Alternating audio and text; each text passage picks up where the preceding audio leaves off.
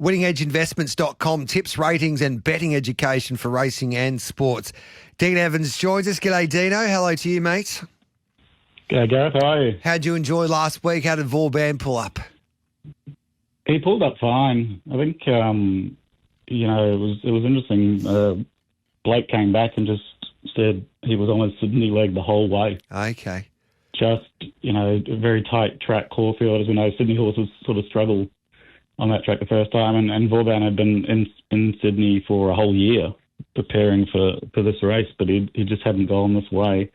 He sort of got stuck out there 3 deep. He had Deacon sort of pushing him out the whole time, and he just never got on his Melbourne leg. Okay. And Blake was quite adamant. He just said, put a line through it. Don't even consider the run. I think the other thing though was they ran 17 lengths above standard for the first half. Yeah. And it was a bit like the Kingston Town run. Again, he was just too close to the speed. He's a stayer. He's an out-and-out stayer. He's a hurdler. He doesn't want to be up there near that speed. So I think he's sort of, put in an amazing run first up in the Chelmsford, but he was disappointing in the Kingston Town, put an amazing run in the Metropolitan, disappointing in the Caulfield Cup. And I just think if he's ridden cold and with cover in the Melbourne Cup, I think we're going to see a really, really big run. And I still think he can win, but he just needs to be cuddled up. I believe he needs to be ridden in in sort of the back few. Okay. Held up with a run, because every run he's had in Australia where he's probably by happenstance actually ended up further back than we expected, and he's been held up for one run is when he's put in a really big run and run very well. So just keep the faith, you're telling us. Keep the faith. Yeah. I think with a good ride and cover, he's going to really produce. The stable are very adamant that the horse is flying, and I think, again, if you look at his replays, he probably should have won the Metropolitan, he probably should have won a Tancred, yeah, and he's good enough to win a Melbourne Cup. Who rides in the Cup? I still believe Blake's riding. Okay. There you go. You got the jock. Let's have a look at a few of the races that you want to take a look at this weekend on such a big weekend of racing. We'll start off with the Red Anchor is the first race we'll have a look at. And you've got the Sydney sider here, Napoleonic at 320, Prince Tycoon 360, Snow Mercy at 550. And then we've had a good push for St Edward during the week at $7. Those markets, of course, with Bet365 here, Dean. Yeah, got Caccione leading here. St Edward and Prince Tycoon get pretty good runs behind him. And then you got some Napoleonic and Palm Angel behind them on an average speed. The horse that stands out on sort of the rating markers and the historical profiling is Napoleonic. He was good 2 starts back, winning at Warwick Farm, ran plus 5.3 the last 400, which was the second quickest of the day. And he beat O'Hope, who then came out and was very impressive at his next start, winning the Tap Craig by a couple of lengths. So that form line's really stuck up. And then he's run fourth in the Roman Consul, which is always a really, really good lead-up for this race at Group 2 level. He was behind the likes of, Beedman and Mahuna, who are Cornwall type horses. I know Mahuna's out now. But that was a strong form race, and his sectionals were pretty good behind there. And he just looks a class above these. There's a few sort of historical profiling markers where horses with limited starts, and there's a lot of them in this race, and a sort of first, second up struggle. So I think it's a race down to Napoleonic, and probably the danger is No Mercy, who I'd be saving on. But I think Napoleonic at the current prices looks a standout bet in this race. What about the Cox Plate? V16 at 230 and Tino 380, Treasure of the Moment $6, Eliana at $7.50, Buckaroo at $13, and then you go out to a horse like Nepotism at $15. Globes are scratching. I know you love your history and your stats. Will told me yesterday that this is the first time in the history of the WS Cox Plate that there is a horse that hasn't had a win at its last start competing in a Cox Plate. Yeah, it's amazing, isn't it? When you said at the start of the spring the race would have been sort of Via Sistina and Treasure of the Moment and Aliana and Antino, you would have been salivating, but they just haven't been delivering. Though, to be fair, there's been running against the likes of sort of Sir Delius and that sort of thing has been putting them away. But I think it sort of shows the clashes too when you've got that big $5 million race over a mile in Randwick, the week before. It sort of throw things out a bit. But look, the most interesting stat about this race in the last 14 years is that there's been one gelding win it from 68 runners in the last 14 years, which is sort of quite hard to believe, really. And then tab numbers 1 to 5, only one from 66, 59 kgs, 2 from 91. So it's a race where, you know, we've seen the mares and the imports and the 3-year-olds really dominate. But the geldings have really sort of struggled to come to the fore. And so, you know, when I'm officially doing my form and looking at a horse like Antino, who I think is going to sort of sit off and then whip around them, you know, he looked really hard to beat. But from a monetary perspective, the expected number of wins from geldings in the last 14 years has been 4 based on their market prices, and only one's actually managed to win. So I thought that was interesting. I do think Via Sistina is just ready to pop here. You know, last prep, she came into the Cox Plate and, you know, she'd come off sort of a 103 in the Turnbull. You look at the Turnbull run this year, it actually rated at a 103 as well. All of her ratings, even at Warwick Stakes win last year, she rated a 101, and this year she also rated a 101. So she's actually coming into it with the exact same ratings as she had last year. She's just been coming off slow tempo races, and, you know, I've been happy to bet against her in both the Macoba Diva and Turnbull, but I think she's going to turn it around here. I think this is the race where she's just ready to pop, and all the historical factors support that. She's had 9 Group 1 wins from forward and Australian starts. She's won this race by 8 lengths, and I really think that she's the one to beat. And the only danger for mine is Aliana, who I've spoken about a fair bit. I think she's a future superstar. I think she's the Via Sistina of next year. Won the Derby by 5 lengths in the autumn, beaten her nose in the Rosehill Guineas. She's been coming along solidly.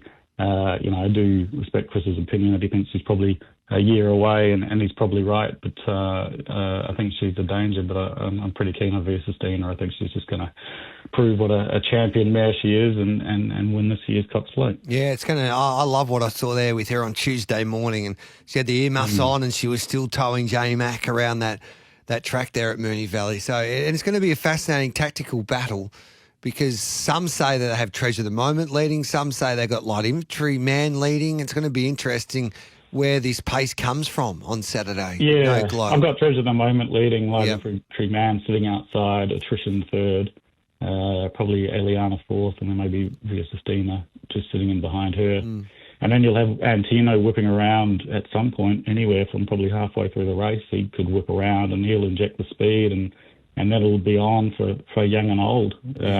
You might even see a Via Sistina to follow Antino. Okay. When he does that, potentially, depending on how slow they've been going and at what point in the race he does it. So it's going to be such an interesting tactical affair. Yeah. So it'll be an exciting race, the last Cox Plate at this version of the Valley. Yep. I'm looking forward to it. It's going to be just I think the tactical battle is the most intriguing part to this year's Cox Plate, and it might be the best ride that wins this year's race. It's 10:38. Absolutely. We'll take a quick break. On the other side of it, we'll preview the Invitation, also the Spring Champion, the Spring Champion Stakes in Sydney with Dean Evans from Winning Edge Investments next. Welcome back to Giddy Up. This is our time to have a chat to Dean Evans from Winning Edge Investments, tips and ratings for racing and sports. We just had a look at a couple of those feature races at Moonee Valley, including the Cox Plate with Dean with Via Sistina in the great race. And in Sydney, there's a couple of features that we'll take a close look at. The first one's for the 3-year-olds, the Spring Champion. Shangri-La the Boys at $3.60. Attica is at $4.20. Within the Law at $5 and Federalist at $13. Champagne Hero at $16. The Pearls at $17 and then Queen of Clubs at $19 here, Dean. Yeah, look, a few interesting historical markers here. In the last 14 years, nothing has won from barrier 10 or wider in this race. And you've got Attica at $4 who's drawn 13. You've got Within the Law at $4.80 who's drawn 15. Master of the Air, Federalist, both somewhat in the market, and they've also drawn 12 and 14. So, the map doesn't suit any of those from a profiling perspective. One of the other interesting factors, the Dulcify has only had 1 winner in the last 14 years come out of that run, and 10 of them have come out of the Gloaming. 3 of them out of the flight stakes. So you've got Attica, who's both drawn wide and comes off a Dulcifer win, which isn't the right sort of historical profiling marker. 13 of the 14 winners have also just run first or second at that last start, which is usually in either the Gloaming or the Flight. So all of that sort of boils down to Shangri-La being very hard to beat. It was pretty dominant in the Gloaming, which is always a really key form race for this. You put them away by 2.3 lengths. He looks to lead here pretty comfortably, and he looks really, really hard to beat. I think the only horse that really had an excuse in the Gloaming was his stablemate, Champagne Hero, who settled probably further back than expected when he drew one, and was sort of cluttered up and held up the whole way. So he was a bit of a chance.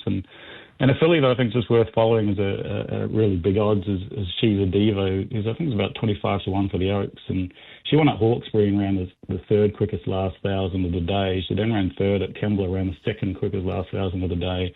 And in the Gloaming, she settled 10th and flew home for fourth and ran clearly the best sectionals of the day there too. She's a big odds for this race, and she might be a VSC Derby smoky because she's just running really good sectionals and looks like an out-and-out stayer. So I do think the profiling really favours Shangri-La Boy, and I think he's the one to beat. But I've got some time for Champagne Hero and She's a Diva at rough odds. Yeah, a lot of our judges here this morning gave She's a Diva a good push at a price, Nick Ashman, and then Mickey Gannon, and then yourself. So we might have to have something on She's Diva. Race 9's the Invitation. Manal's at 420, Miss Rubini at 420. So they're equal favourites in this $2 million race. Gangster Granny at $6. Geez, we got a good push from Bjorn Baker this morning with Steffi Magnetica at $6.50, and then Monte Supreme at $11, Gerringong at $12 here. How do you read the Invitation, Dino? Well, I was hoping you'd give me some mail. I've been trying to look for something from the Mick Price and Kent stable about Miss Rumbini because she stands out for me. They're happy. Happy. Yesterday we had a chat to Michael Kent Jr.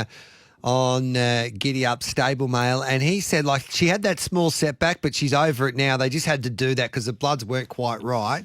But in his staking plan, he's back to Michael Kent Jr. Then Mick Price joined us because Globe was scratched there that morning yesterday, and he gave us a good push for Miss Rubini as well. So they reckon she will turn up like she did in the early part of the spring in Melbourne. And if she does that, boy, she's going to take some beating. She looks the one to beat. She did come off a 41-day break and won the $1 million Magic Millions fillies and mares. So she's got the right sort of profile and ability to do it. She comes off a 35-day break here. Her 2 runs has proven huge. In the Cochrane first up, she was 4 wide, no cover the whole way. Ran second to Magic Time and beat home Abounding. And that form's looked very good through the spring. And then Sir Rupert Clark again. She was back and wide, sort of last, flew home for second. To Sepals in the Group 1 there, and that form's just clearly above anything in this race, and so she's ready to go. She looks to map pretty nicely here. If she can sort of just get across, there's a fair bit of speed with O Diamond, Little Gangster Granny, Gerringong, and Manal.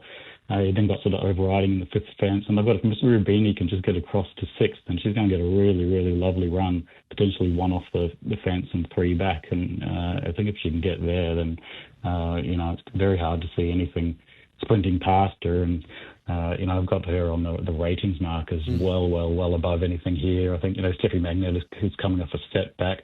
Manal's been good. She's probably the one to run down. Firestorm and maybe Dark Glitter at huge odds are sort of the roughies, but I think there's a long tail to this race from a class perspective. And if Miss Rumbini comes up and is going as well as her first 2 runs as prep, I think she puts these away quite easily. All right, then, good push for Miss Rubini. Dino, we can go and head to Winning Edge Investments. There's a couple of handy 2-year-old races coming up this weekend, so we can get all your trial information. We just go to winningedgeinvestments.com. Click on any membership that you want and you'll get a 50% lifetime. Is that still going on?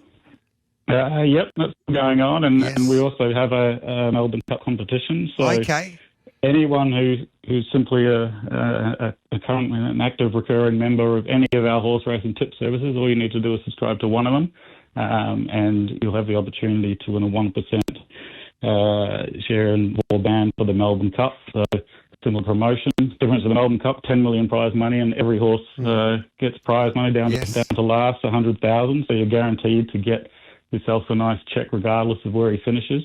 And we've also got the top 24 in that prize will win an accommodation package worth roughly about $1,000 to go towards a holiday. So Wow. 24 prizes for this. Share in Vulban's prize money plus 24 accommodation packages, and all you need to do is subscribe to any horse racing tip service for a month with us, and you're going to then be able to go into a tipping competition for Derby Day, and the top 24 in that tipping competition will be winning the prizes. Beautiful. So go to Winning Edge Investments, follow the prompts, and it's pretty easy. Away you go. Yep, sign up and you'll be given all the details. Love your work, Dino. Good luck this weekend, mate. Thanks for joining us as always. Thanks, Gareth. Appreciate it. There's Dean Evans from winningedgeinvestments.com. Tips, ratings and betting education for racing and sports.